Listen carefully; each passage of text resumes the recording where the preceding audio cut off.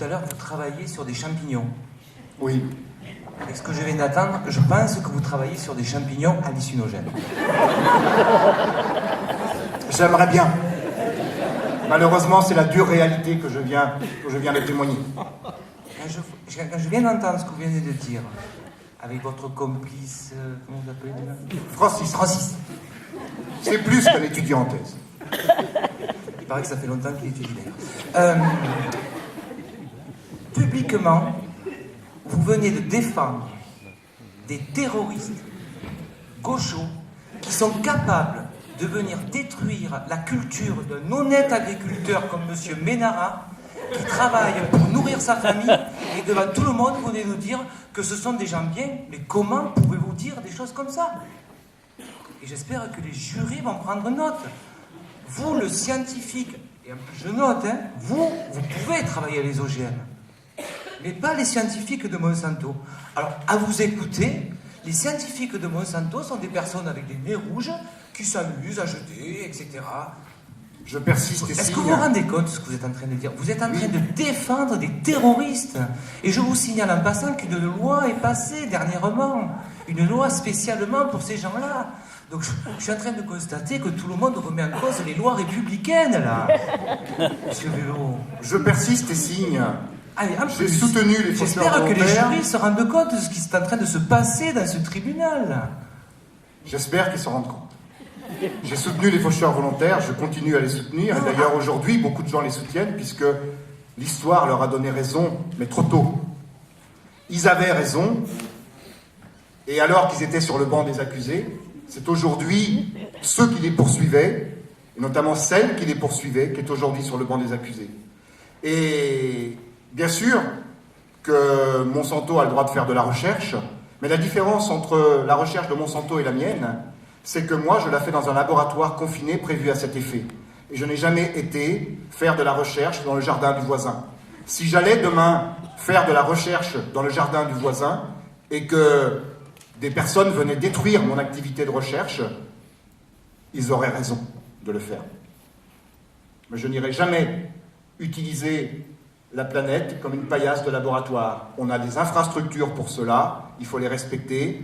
Et aller tester des OGM dans plein champ au prétexte qu'ils sont destinés au monde agricole, c'est comme si, au prétexte qu'un médicament était destiné aux humains, on le testait directement sur les humains sans passer par les tests en laboratoire. Je ne crois pas, maître, que vous seriez d'accord de tester vous-même un médicament directement alors qu'il n'a pas fait de test préalable, donc en laboratoire ou sur des animaux.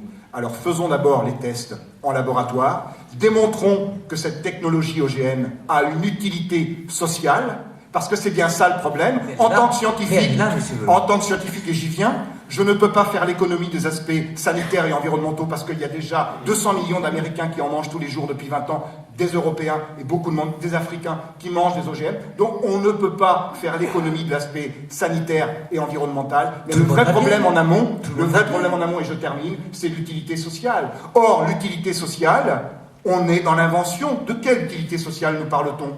De la faim dans le monde ? Tout à fait. Mais la faim dans le monde, ce n'est pas un problème technologique ou scientifique, c'est un problème éminemment politique et social. Au prétexte de nourrir la planète, les firmes semencières ne cherchent qu'à assouvir les pays du Sud en plaçant leurs agriculteurs sous leur tutelle par l'intermédiaire d'une stérilité juridique de la plante qui s'appelle le brevet. Donc au prétexte de nourrir la planète, ils cherchent à affamer les peuples. Les OGM ne résoudront jamais la faim, ils ne feront que l'aggraver, et on a déjà des exemples aujourd'hui, malheureusement, puisque nous sommes dans un tribunal, nous devons s'appuyer sur des faits.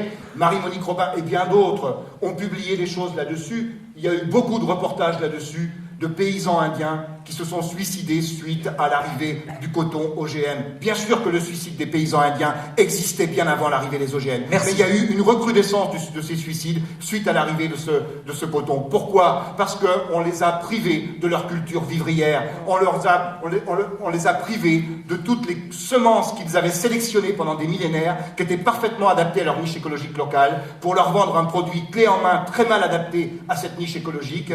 Et ils n'ont pu obtenir obtenir les rendements promis par le semencier qu'en mimant les conditions des stations agronomiques du Nord dans lesquelles ont été fabriquées ces plantes, c'est-à-dire en mettant des intrants et en achetant du matériel, c'est-à-dire qu'à la dépendance alimentaire s'est ajoutée une dépendance financière et matérielle qui les a placés au bord du gouffre. Vous êtes-vous posé la question, maître, pourquoi 80% des gens qui meurent de faim dans le monde sont des paysans, alors que ça devrait être les derniers à mourir de faim? Ils rejoignent les bidonvilles parce qu'ils ne peuvent pas vivre de leur activité, parce que leurs revenus agricoles ne leur permettent pas de s'acheter une nourriture équilibrée, parce qu'ils ne produisent plus de culture vivrière, ne leur permettent pas de se couvrir, ne leur permettent pas de se loger, ne leur permettent pas de se chauffer, et ils rejoignent les bidonvilles.